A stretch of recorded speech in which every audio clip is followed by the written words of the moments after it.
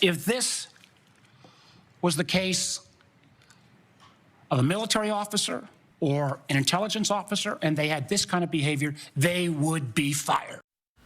Senior members of the Trump administration are scrambling to figure out how a journalist from The Atlantic was added to a group chat with government officials that discussed U.S. plans for an attack in Yemen. The chat included the top U.S. security officials, including Secretary of State Pete Hegseth. He's said to have shared classified details of an impending attack in Yemen. It's a claim he denies. Nobody was texting war plans. That's a lie.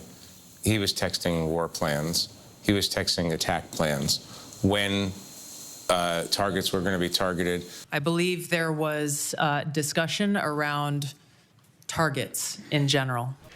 Now, these messages were all shared on an app called Signal. And it's not uncommon for government officials to use it when it comes to non-classified information. But this leak raises serious questions about what's being shared there. CNN's Karen Caifa gives us a look at how the app works. Sharp questions from Senate Intelligence Committee Democrats Tuesday for members of the Trump administration intelligence team. Director Radcliffe, this was a huge mistake, correct? No.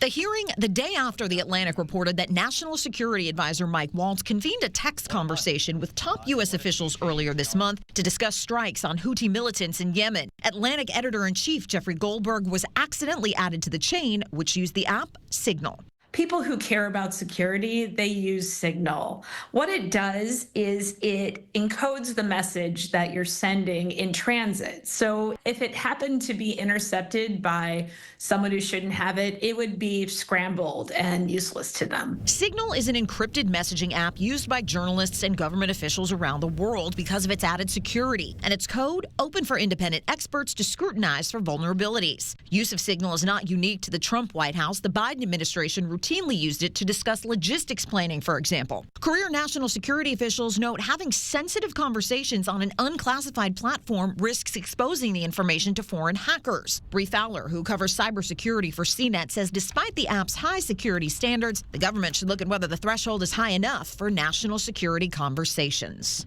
You know, using something that is more for consumers and industry may not be what they should be doing. You would think the government would have some kind of proprietary app that they would use instead. In Washington, I'm Karen Caifa.